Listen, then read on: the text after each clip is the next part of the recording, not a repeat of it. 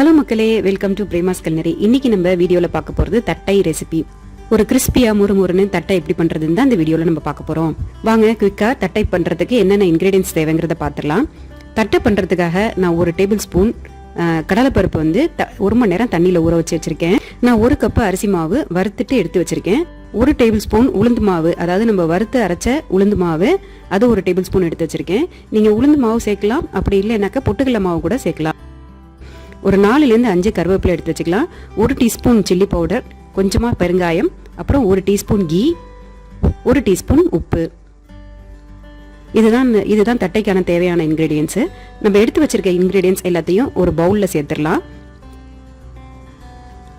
பவுலில் சேர்த்துட்டு அதில் 1 டீஸ்பூன் கீ விட்டுடலாம். 1 டீஸ்பூன் சால்ட் சேர்த்துடலாம். சால்ட் சேர்த்துட்டு இதை நல்லா அப்படியே மிக்ஸ் பண்ணி விட்டுடலாம். தண்ணி சேர்க்கறதுக்கு முன்னாடி இதை மிக்ஸ் பண்ணிக்குவோம்.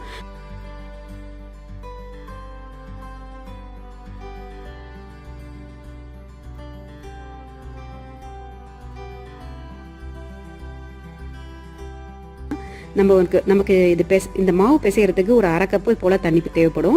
ஃபர்ஸ்ட் வந்து நான் ஒரு 1/4 கப்பு தண்ணி சேர்க்கிறேன். அந்த 1/4 கப்பு தண்ணியை வந்து கொஞ்சம் கொஞ்சமா சேர்க்கலாம்.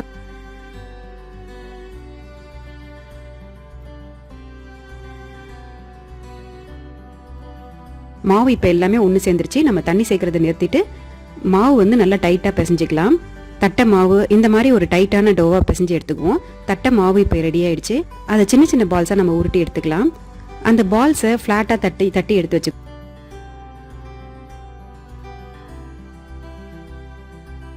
அதுக்கப்புறமா ஒரு வாழை இலையிலையோ இல்லை வந்து ஒரு ஜிப்லாக் கவர் அந்த மாதிரி எதுலையாவது ஒன்றில் ஆயில் கிரீஸ் பண்ணிட்டு இந்த நம்ம உருட்டி வச்சிருக்க தட்டை மாவை வந்து எடுத்து வச்சு அதை மேலே தட்ட ஆரம்பிச்சிடலாம். எவ்வளோக்கு எவ்வளோ மெலிசாக நம்ம தட்டையை தட்டுறோமோ அவ்வளோக்கு அவ்வளவு கிறிஸ்பியாக நமக்கு தட்டை கிடைக்கும். அதனால நல்ல மெலிசாக தட்டி வச்சுக்குவோம். இப்போ நம்ம தட்டி எடுத்து வச்சிருக்க தட்டையை வந்து ஒரு துணியில் வச்சிடலாம்.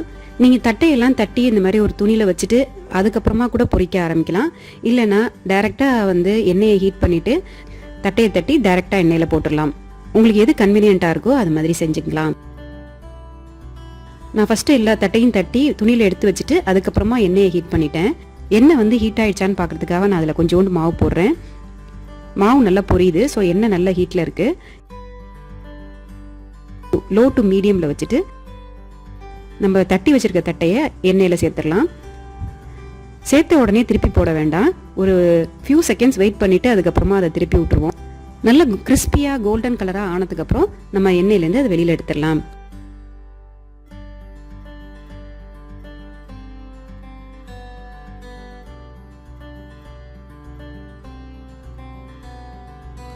இதே மாதிரி எல்லா பேட்சஸையும் கொஞ்சம் கொஞ்சமா போட்டு தட்டையை பொரிச்சு எடுத்துடலாம்.